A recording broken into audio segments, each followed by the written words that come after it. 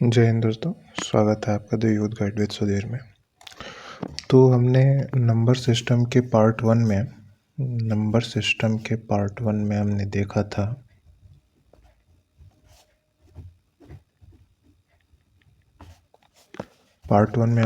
था real numbers कौन कौन से होते हैं, रियल नंबर कहते किसे हैं। First of all real number में पहला हमारा था, आप एक बार मेमोराइज करने की कोशिश कीजिए, नेचुरल नंबर। देन हमने देखा था होल नंबर। तीसरा हमने देखा था इंटीजर्स। चौथा हमने देखा था डेसिमल एंड फ्रैक्शन।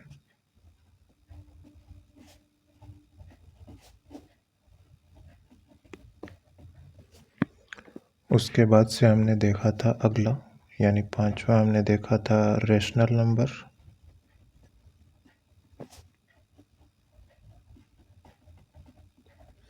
और छठा हमने देखा था इर्रेशनल नंबर।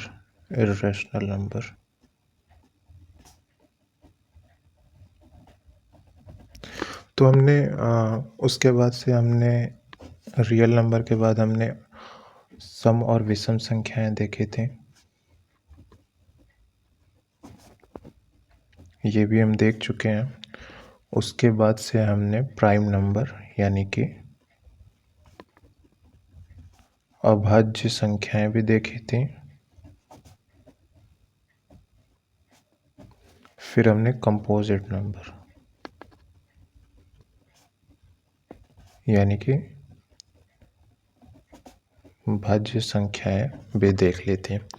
तो पार्ट वन में हमने लगभग ये इतनी सारी चीज़ें की थी। इस पे बेस्ड हम कुछ एक दो क्वेश्चन करते हैं, फिर आगे हम बढ़ते हैं, देखते हैं कि इस पे बेस्ड क्वेश्चन कैसे आते हैं। चलिए कुछ क्वेश्चन नोट डाउन करते हैं। क्वेश्चन नोट डाउन करने से पहले आप लोग के लिए मेरा एक सजेशन ये है कि आप लोग प्लीज़ नोट्स बनाइएगा, ज़रूर बनाइएगा। रीज़न ये है क्योंकि बिना नोट्स के नहीं हो पाएगा। आप आगे पढ़ते जाओगे, पीछे भूलते जाओगे, आगे पढ़ते जाओगे, पीछे भूलते जाओगे, तो उसमें मतलब आपका कोई बेनिफिट नहीं होगा और फिर आप बाद में अपने आप को वहीं पे पाओगे जहाँ से चले हुए थे आप। तो आप प्लीज़ नोट्स बनाइए, और नोट्स बनाना आधा काम है। उस नोट्स को यूटिलाइज़ करने का नोट्स बनाना क्यों है ये भी तो सोचिए, बार बार रिवाइज़ करने के लिए। तो मैं उम्मीद करूँगा कि आप जो भी मैं एक एक शब्द यहाँ पे जो कर रहा हूँ, लिख रहा हूँ, वहाँ पे आप नोट्स बनाएंगे अपने पास में। एक क्वेश्चन है कि ये एक है डॉट डॉट डॉट डॉट है। अब इसके ऑप्शन के तौर पे अगर हमें दे दें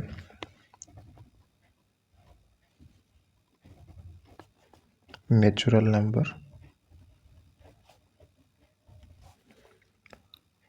बी में दे दे इर्रेशनल नंबर, सी दे दे रेशनल नंबर, और अगर डी दे दे हमें होल नंबर। तो आप बताओ इसको आप क्या ट्रिक करोगे। तो आप पहले सोचो कि ये क्या चीज़ हो सकती है। क्या नेचुरल नंबर इस फॉर्म में होता है? आप कहोगे नहीं, नेचुरल नंबर तो काउंटिंग नंबर होते हैं, 1 2 3, 1 से लेकर के इनफाइनाइट तक।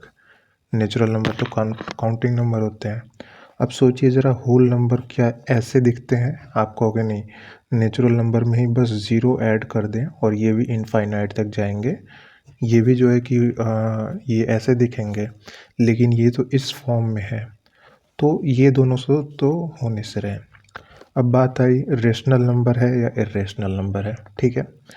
तो चलिए रेशनल नंबर के लिए हमने क्या दो तीन कसौटियाँ देखी थी, शर्तें क्या थी। रेशनल नंबर के लिए मैं यहीं पे लिखता हूँ, 3 शर्तें थी हमारे पास में। आप भी एक बार मेमोराइज़ करने की कोशिश कीजिए कौन कौन सी शर्तें थी। पहला तो जो फ्रैक्शन है वो p बाई क्यू के फॉर्म में होना चाहिए।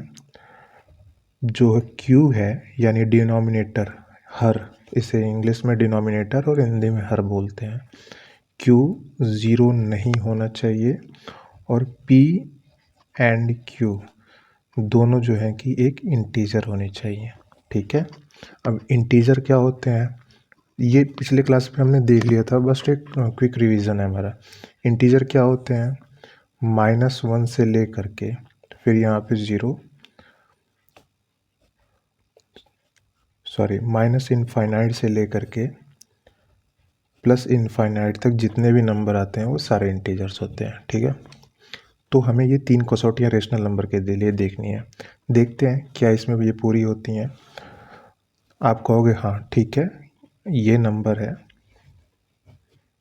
इसके बाई में हम 1 कर सकते हैं। ठीक है, p बाई क्यू के फॉर्म में ये आ गया। ठीक है, q 0 भी नहीं है क्योंकि बाई में 1 है, लेकिन p और q दोनों इंटीजर होने चाहिए। यहाँ पे 3 तो इंटीजर है, लेकिन ये √5 है ना, ये एक इंटीजर नहीं है। क्यों? क्योंकि इसको हम ये करड़ी यानी कि अंडर रूट से बाहर नहीं निकाल सकते। तो जब यहाँ पे p और q दोनों इंटीजर होने चाहिए, इस कसौटी पे ये चीज़ फेल हो जाती है, तो रेशनल नंबर भी नहीं होगा और बच गए इर्रेशनल नंबर। तो ये एक छोटा सा क्वेश्चन है, इसको मैंने काफ़ी टाइम लिया हुआ है समझाने के लिए। होप आपको समझ में आई होगी बात। अगला क्वेश्चन देखते हैं, मैं लिख करके फिर से वीडियो ऑन करता हूँ। अगले क्वेश्चन पे आप ज़रा ध्यान दीजिए। √3 प्लस √11 का होल स्क्वायर है। अब इसे पूछ रहा है कि क्या ये एक रेशनल नंबर है, या मतलब इसे मतलब क्या बताएंगे, ये नेचुरल नंबर है, होल नंबर है, क्या है क्या ये। देखिए नेचुरल नंबर और होल नंबर तो होने से रहे, क्योंकि नेचुरल नंबर और होल नंबर इस तरीके से दिखते हैं 0 1 2 3 4 5 6 7 8 9 10। उसमें बीच में कहीं ऐसा नहीं आएगा कि √11 √12 ऐसा कुछ नहीं आएगा। तो नेचुरल नंबर और होल नंबर तो होने से रहे। बात फंसती है रेशनल नंबर और इर्रेशनल नंबर में। ठीक है, यहाँ पे आप इसको देख करके प्लीज़ ये मत कह दीजिएगा, मतलब देखते ही ये मत कह दीजिएगा कि ये इर्रेशनल नंबर है। क्यों, मतलब आप ऐसा क्यों सोच सकते हैं, उसके पीछे का रीज़न ये है कि आप कहोगे √3 तो जो है कि बाहर आएगा ही नहीं, √11 भी बाहर नहीं आएगा, तो इर्रेशनल नंबर होगा। नहीं, ऐसे नहीं सॉल्व करना है। आप ये फैक्टर क्यों भूल जा रहे हो, ये भी तो है, इसे भी तो ध्यान देना है। तो हमने जब जो है कि बचपन में देखा था a प्लस बी के होल स्क्वायर का फॉर्मूला हमने देखा था। ठीक है, a² plus b² plus 2ab, यही देखा था। आप कहोगे हाँ यही देखा था। क्या ये a प्लस बी का होल स्क्वायर है? आप कहोगे हाँ, तो यही फार्मूला लगाते हैं ना उसमें। तो क्या होगा, यहाँ पे क्या है, √3 प्लस 11 है, इसका होल स्क्वायर है। √3 सॉरी √11 है, √11। √3 किसकी जगह पे है, a की जगह पे, और √11 किसकी जगह पे है, b की जगह पे। तो इसको लगाते हैं फार्मूला, √3 का स्क्वायर प्लस √11 का स्क्वायर प्लस 2 इंटू √3 इंटू √11। ठीक है, ये बात ठीक है समझ में। उसके बाद से √3 का स्क्वायर करेंगे तो ये अंडर रूट से बाहर निकल जाएगा, √11 का स्क्वायर करेंगे तो ये भी अंडर रूट से बाहर आ जाएगा, प्लस 2 इंटू 33 हो जाएगा, √3 इंटू √11 √33। अब यहाँ पे इस स्टेप पे हम आकर के कंक्लूजन अपना ड्रॉ करेंगे कि हाँ √33 को बाहर नहीं निकाल सकते, इस वजह से ये इर्रेशनल नंबर है। देखिए दो तरीके से आप सोच सकते हैं, लेकिन इसमें से कौन सा तरीका सही है कौन सा तरीका गलत है उसको सोचिए। देखिए √3 प्लस √11 का होल स्क्वायर दिया हुआ है, आप ये देखते ही कह दें √3 और √11 है, इसको अंडर रूट से बाहर नहीं निकाला जा सकता, इस वजह से इर्रेशनल नंबर है। आपका ये तरीका सॉल्व करने का गलत है। इसको आप पहले इस तरीके से, क्योंकि अंडर होल स्क्वायर है ना, तो आप a प्लस बी के होल स्क्वायर के फॉर्मूले पे इसको रखेंगे और उसके बाद से देखेंगे कि ये रेशनल नंबर है या इरेशनल नंबर है।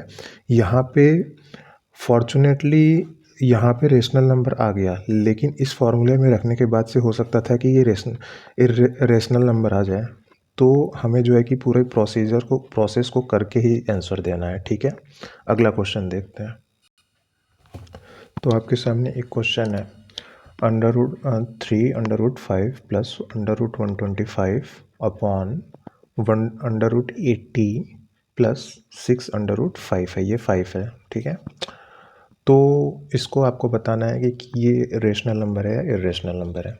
चलिए सॉल्व करते हैं। अब देखिए, पहली नज़र में देखने पे ऐसा लग रहा है कि √5 तो बाहर निकलेगा ही नहीं, यहाँ पे भी √5 बाहर नहीं निकलेगा, यहाँ पे √80 भी बाहर नहीं निकलेगा कि क्योंकि ये किसी का वर्ग नहीं होता है। तो पहली नज़र में देखने पे लग रहा है कि ये इरेशनल नंबर है। क्यों? क्योंकि इसमें कई ऐसे अंक हैं जो अंडर रूट से बाहर निकल ही नहीं रहे हैं। तो वही बात है जैसे हमने पिछले क्वेश्चन में किया था कि हमने देख करके नहीं बता दिया था, हमने पूरा सॉल्व किया था, उसके बाद से बता था इरेशनल नंबर। यहाँ पे भी अगर हम देख करके बता दें कि इरेशनल नंबर है, तो देखिए क्या हम अगर पहले प्रथम दृष्टया इसको देख करके इरेशनल नंबर बताएंगे और उसके बाद से सॉल्व करने के बाद से देखते हैं कि इरेशनल है या रेशनल नंबर है, ठीक है। तो सिंपली आप ऐसे कर सकते हैं, 3 √5 प्लस, आप एक बात बताइए, 125 को मैं ऐसे लिख दूं क्या? 25 × 5, 25 × 5 125 होता है, ठीक है, ऐसे लिखा जा सकता है। अपॉन, एक बात बताइए, 18 है, 80 है, सॉरी 18 नहीं 80, इसको मैं क्या ऐसे लिखूं? लिख सकता हूँ 16 × 5, 16 पंजे 80, ठीक है, प्लस यहाँ पे मैं लिखता हूँ 6 √5, ठीक है। सेम चीज़ लिखा हुआ है, बस इनको मैंने दो पार्ट्स में तोड़ दिया हुआ है, ठीक है। क्यों तोड़ा हुआ है अभी समझेंगे आप। तो फिर यहाँ पे क्या हो रहा है, 3 √5 प्लस, देखिए ये 5 है ना, 25 है ना, ये अंडर रूट से बाहर निकल जाएगा और 5 होगा। क्यों? देखिए मैं शायद आप इस चीज़ को भी ना समझ रहे हो कि अंडर रूट से बाहर क्यों निकलेगा। देखिए ऐसे समझिए कि √25 है, ये क्वेश्चन से अलग चीज़ है बिल्कुल। √25 है, इसको हम ऐसे लिख सकते हैं, √25 यानी कि यहाँ पे अंडर रूट का मतलब यहाँ पे 2 होता है, ठीक है। इसको हम ऐसे लिख सकते हैं 5 × 5, आप कहोगे हाँ 5 × 25, ठीक है। अब चूंकि इनके 2 के जोड़े बन गए हैं, इस वजह से ये बाहर आ जाएगा, और बाहर आएगा तो सिर्फ एक 5 आएगा बाहर, ठीक है। यही चीज़ यहाँ पे की गई है, √25 को बाहर कर लिया हमने, 5 आ गया, लेकिन अभी भी अंदर एक 5 बच जा रहा है, ठीक है। ऐसे ही ये बताइए किसका वर्ग है, आप कहोगे 4 का वर्ग है, 4 चौक को 16, तो ये 4 √5 हो जाएगा, और ये 6 √5 ऑलरेडी है। इन्हें तो जोड़िए, 5 3 8 √5 अपॉन 6 4 10 √5, ठीक है। √5 से √5 सहित बचा क्या, 8/10, इसे और सिंप्लीफाई कीजिए 4/5, ये हमारा जो है कि इसको सॉल्व करने के बाद से ये आंसर आया। अब बताइए ये रेशनल नंबर है या इरेशनल नंबर? आप कहोगे रेशनल नंबर है। मैं पूछूंगा क्यों? आप कहोगे कि ये 3 कसौटियाँ पूरी कर रहा है। पहले तो P/Q के फॉर्म में है, दूसरी कसौटी ये पूरी कर रहा है Q 0 नहीं है, और तीसरी कसौटी पूरी कर रहा है कि P एंड Q दोनों जो है इंटीजर है।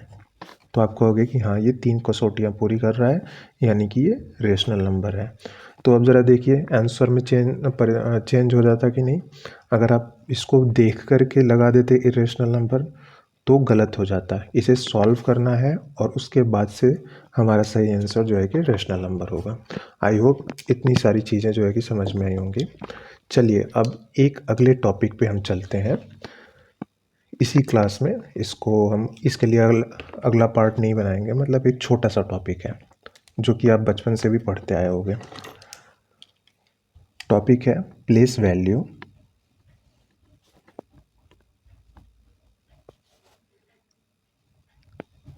And face value. यहाँ से कुछ एग्ज़ाम्स में क्वेश्चन बनते हैं, कुछ में नहीं भी बनते हैं। और जैसे एनटीपीसी वगैरह में एग्ज़ाम में बनते हैं क्वेश्चन और मैक्सिमम एग्ज़ाम में नहीं बनते हैं, लेकिन हमें जानना ज़रूरी है, क्या पता क्वेश्चन बन जाए। प्लेस वैल्यू की हिंदी होती है स्थानीय मान,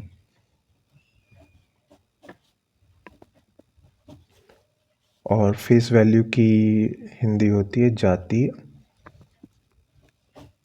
या अंकीय मान, अंकीय मान। ठीक है, तो चलिए सीधे एक एग्जांपल पे आते हैं। मैं एक नंबर लेता हूँ, फॉर एग्जांपल मैं लिख लूँगा 4 3 8 9 1 2। ये एक नंबर है। इसमें बोल दे कि आप 4 का ना जाति मान बताओ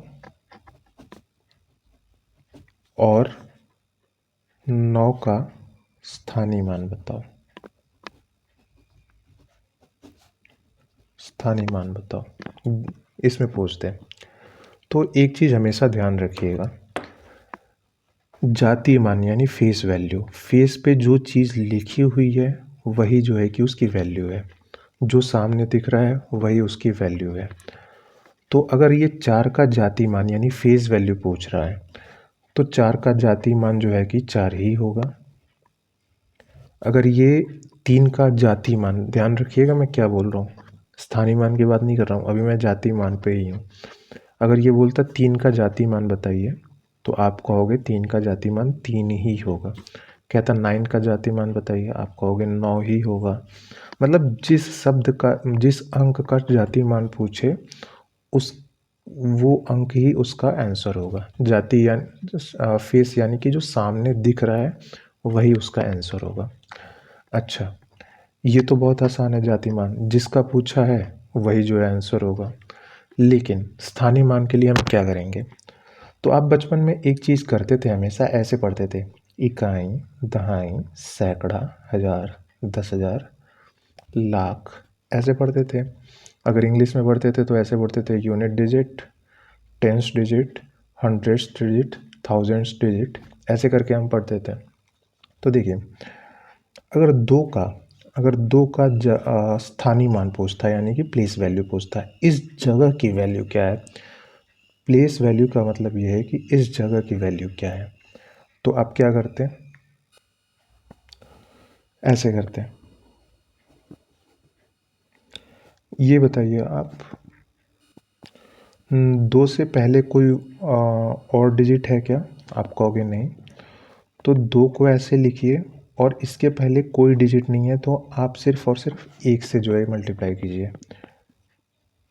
यही इसका जो है कि स्थानीय मान होगा। अब आप कहोगे कि जाति मान में भी तो ऐसे हो रहा था कि जैसे जिस शब्द का यानी जिस डिजिट का पूछ रहा था वही आंसर हो गया।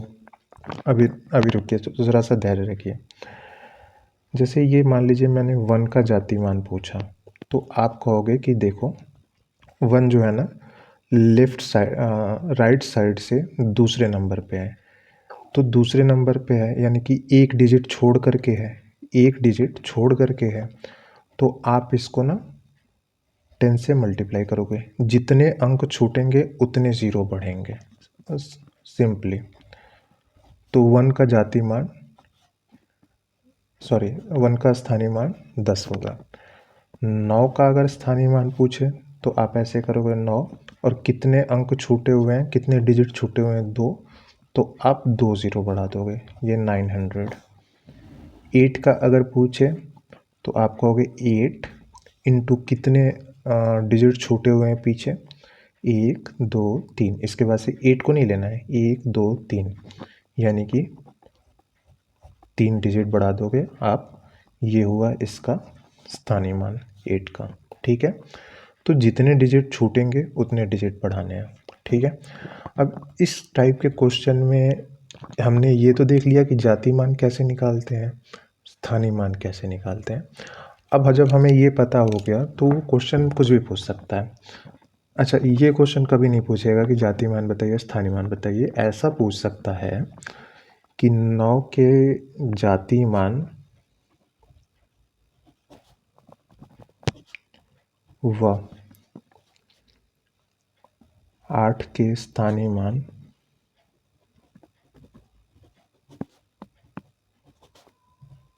का योग या फिर अंतर या फिर वो कहेगा गुणनफल, मतलब कुछ भी पूछ सकता है।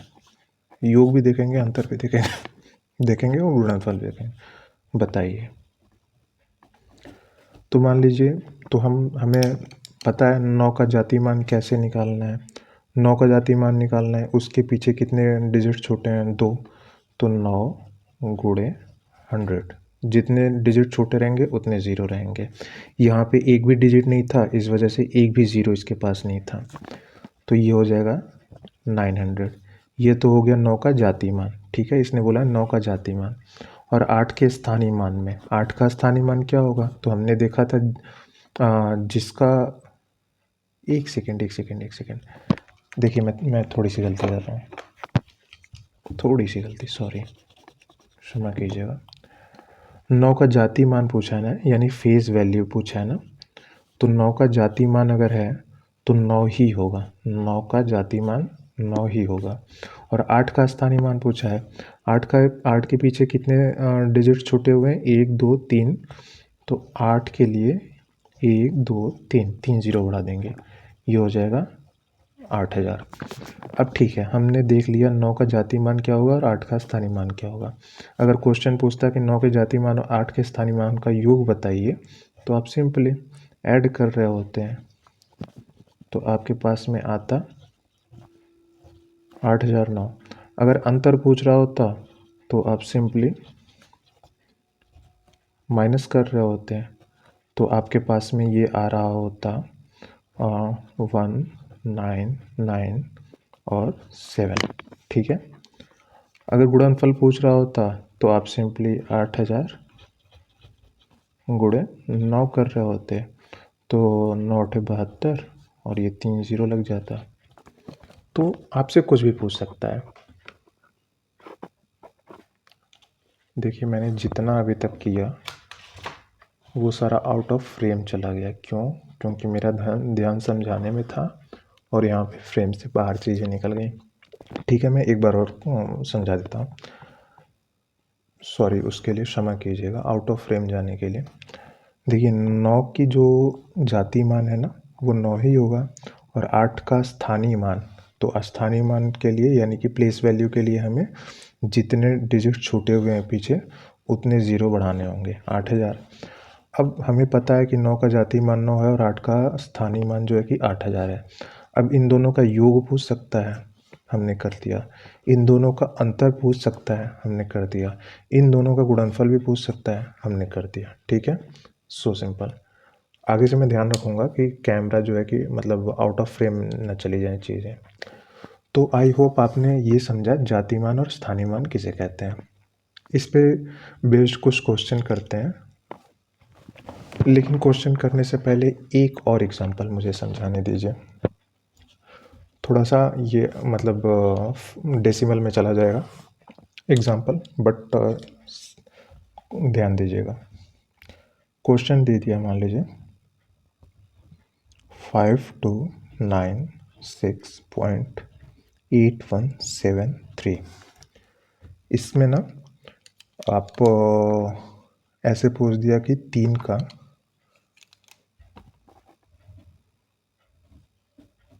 का स्थानीय मान क्या होगा।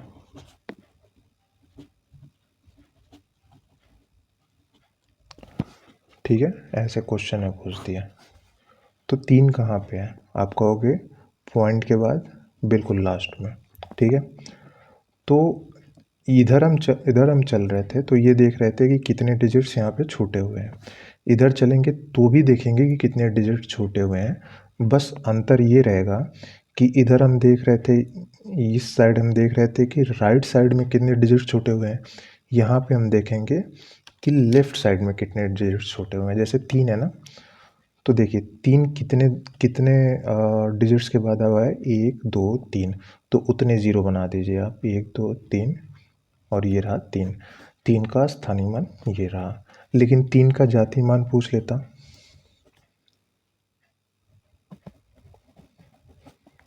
जाति मान अगर पूछ लेता तो आप सिंपली कहते 3 का जाति मान 3 ही होगा। ठीक है, ये एक एग्जाम्पल था।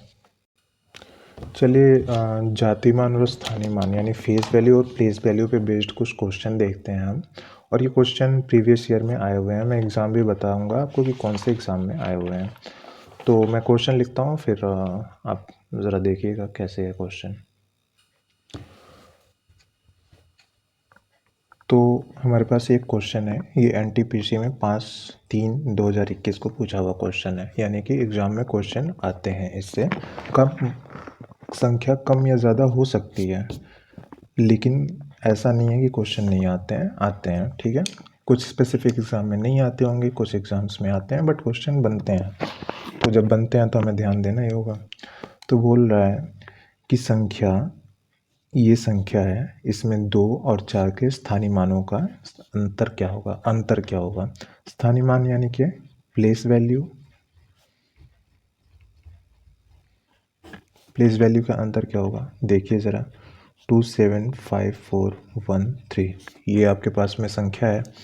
2 कहाँ पे है, 2 के स्थानीय मान क्या होगा, आप कहोगे 2 के आगे जितने डिजिट छूटे हुए हैं उतने ज़ीरो बढ़ा देते हैं। कितने डिजिट छूटे हुए हैं, 1 2 3 4 5, 5 डिजिट छूटे हुए हैं, 1 2 3 4 5। तो ये हमारा हो जाएगा टोटल 1 2 3 4 5। तो ये हमारा जो है कि 2 का स्थानीय मान हो गया। और 4 के स्थानीय मान, 4 का स्थानीय मान ये 4 ये रहा। 4 के आगे कितने डिजिट छूटे हुए हैं, आप कहोगे 2, तो 2 ज़ीरो बढ़ा देते हैं, यानी कि 400। तो यहाँ पे हम लिखते हैं 400। इनमें क्या पूछ रहा है, अंतर, तो आप माइनस कर दीजिए सिंपली। 0 0, 10 में से 4 गया 6, यहाँ पे 9 बचेगा, यहाँ पे 9 बचेगा और यहाँ पे 1 होगा। तो आंसर क्या हो जाएगा, ऑप्शन नंबर सी हमारा राइट आंसर हो जाएगा। क्वेश्चन समझ में आया आपको? अगर आया हो तो अगला क्वेश्चन आप एक बार पॉज कीजिएगा, मतलब मैं अगला क्वेश्चन जब दूंगा तो एक बार वीडियो पॉज कीजिएगा, अपने से ट्राई कीजिएगा, उसके बाद से प्ले करके उसका सॉल्यूशन देख लीजिएगा। ये रहा आपके सामने क्वेश्चन और ये आया हुआ है NTPC में 29 जैन को 2021 में। आप एक बार के लिए वीडियो पॉज कीजिए, इसको सॉल्व कीजिए और उसके बाद से प्ले करके देखिए कि आपने सही सॉल्व किया या गलत सॉल्व किया। ठीक है, आपको हर एक क्वेश्चन के लिए यही फॉर्मूला अपनाना होगा। वीडियो पॉज कीजिए, आपके सामने जैसे ही क्वेश्चन आता है उसको वीडियो पॉज कीजिए, उस पर 1 मिनट 2 मिनट टाइम दीजिए, उसके बाद से वीडियो प्ले कीजिए और देखिए कि आपने सही सॉल्व किया था गलत सॉल्व किया था। इसके बाद से 2 रास्ते होंगे, एक तो आपने सही सॉल्व किया होगा, एक गलत सॉल्व किया होगा। गलत सॉल्व किया होगा तो आप ये मत सोचिएगा कि मुझसे बन नहीं पा रहा है, आप ये सोचिएगा कि इम्प्रूवमेंट करने की ज़रूरत है। और सही सॉल्व किया होगा तो जो है कि मन ही मन में थोड़ा सा खुश होकर के फिर आगे बढ़ जाइए। तो इसका आंसर क्या आया होगा, आप देखिए। 5 का जो है कि पूछ रहा है ना स्थानीय मान, तो 5 के आगे कितने ज़ीरो हैं, 1 2 3 4 5 6 7 ज़ीरो। ठीक है, 5 के आगे 7 ज़ीरो, 1 2 3 4 5 6 7, लेकिन यहाँ पे तो कोई आंसर है ही नहीं। तो ऐसे में आप ऐसे करोगे, 10 की कितनी पावर्स हैं, तो आप कहोगे 7, 1 2 3 4 5 6 7 7। तो ये आपका राइट आंसर होगा, यानी ऑप्शन सी राइट आंसर होगा। तो आई होप आपने यहाँ पे जातीय मान और स्थानीय मान जो है कि देख लिया। एक क्वेश्चन और देखें क्या, चलिए एक और क्वेश्चन देखते हैं। तो आपके सामने क्वेश्चन ये है, इसको HW में दें आपको, आप बताइए। नहीं रहने देते हैं, नहीं तो आप कहोगे कि आसान वाला तो सॉल्व कर लिया और जहाँ पे पॉइंट आ गया वहाँ पे HW दे दिया। ठीक है, इसको भी सॉल्व करते हैं, कोई ऐसी कठिन चीज़ नहीं है। तो देखिए मैंने क्या समझाया था, इसमें क्या पूछ रहा है एक संख्या दिया हुआ है जिसमें पॉइंट भी है यहाँ पे, उसमें पूछ रहा है कि 3 यहाँ पे है और 7 यानी 7 यहाँ पे है, के स्थानीय मानों का अंतर क्या होगा। तो पहले हम 3 का स्थानीय मान निकाल लेते हैं। 3 का स्थानीय मान हमने कैसे देखा था, जितने डिजिट छूटेंगे उतने ज़ीरो हम बढ़ा देंगे। तो 3 का स्थानीय मान तो हमारे पास में ये हो गया। पॉइंट के बाद का हमने स्थानीय मान निकालना कैसे सीखा था, हमने सीखा था, कैसे सीखा था आप देखिए। ये हम देखें, पॉइंट के बाद स्थानीय मान निकालना सीखा था। जितने डिजिट्स रहेंगे इसमें पीछे ज़ीरो बढ़ रहे हैं और इसमें आगे ज़ीरो बढ़ेंगे, तो क्या होगा, 7 का वो स्थानीय मान क्या हो जाएगा, आप कहोगे 7 कितने पे है, आप कहोगे 7 का स्थानीय मान यहाँ पे निकाल देता हूँ, 0.07, ये 7 का स्थानीय मान हो गया। ठीक है, अब इन दोनों के बीच का अंतर पूछ रहा है, तो आप सिंपली यहाँ पे 2 ज़ीरो बढ़ाइए। क्यों, क्योंकि ये दशमलव के बाद की बात हो रही है ना, तो हम यहाँ पे ऐसे नहीं लिख सकते हम 0.07 और यहाँ पे माइनस कर दें, नहीं, बिल्कुल नहीं। यहाँ पे जब दशमलव के बाद की बात हो रही है तो हमें यहाँ पे दशमलव बनाना पड़ेगा और 2 ज़ीरो लगाना पड़ेगा, और यहाँ पे 0.7 है। क्या बोल रहा है, अंतर बोल रहा है, अंतर यानी माइनस। ठीक है, अभी देखिए, इसने इसको हासिल दिया, इसने इसको दिया, इसने इसको दिया, इसने इसको दिया, यहाँ पे क्या हो गया 10 में से 7 गया 3, यहाँ पे 10 था, इसको एक हासिल दे दिया, अब यहाँ पे क्या हो गया 9, यहाँ पे पॉइंट, यहाँ पे भी 9 हो रहेगा, यहाँ पे भी 9 रहेगा और यहाँ पे 2 हो जाएगा। तो इस संख्या में 3 और 7 के स्थानीय मानों के बीच का अंतर 299.93 होगा, जो कि पहला आंसर है, ये राइट आंसर होगा। तो ये हुआ स्थानीय मान और जातीय मान का कॉन्सेप्ट पूरी तरीके से। आगे आप इस टाइप के क्वेश्चन देखिएगा तो इसको सॉल्व करने की कोशिश कीजिएगा, आपसे क्वेश्चन बनेंगे। ठीक है, तो इस वीडियो के लिए इतना ही रहने देते हैं। पार्ट 3 में हम क्या देखें, पार्ट 3 में हम देखेंगे यूनिट डिजिट, यानी कि इकाई का अंक कैसे निकाला जाता है। अच्छा कॉन्सेप्ट है, क्वेश्चन उससे बनते हैं, और ना भी बनते हो तो हमें सीखना ज़रूरी है। क्यों, क्योंकि ये मतलब ऐसा टॉपिक है जिससे आप जो है कि पूरे मैथ में इसको धीरे धीरे यूज़ करोगे, कहीं ना कहीं ऑप्शंस, क्वेश्चंस को ऑप्शंस के साथ में जब सॉल्व करोगे ना, तो आप देखोगे कि इकाई का अंक क्या है, तो कई जगह ये यूज़ होगा, इससे क्वेश्चन भी बनते हैं, और क्वेश्चन के अलावा ये इनडायरेक्टली मैथ के दूसरे टॉपिक्स में भी काम आता है। तो अगला पार्ट हम देखेंगे यूनिट डिजिट। तब तक के लिए जय हिंद, वंदे मातरम, भारत माता की जय।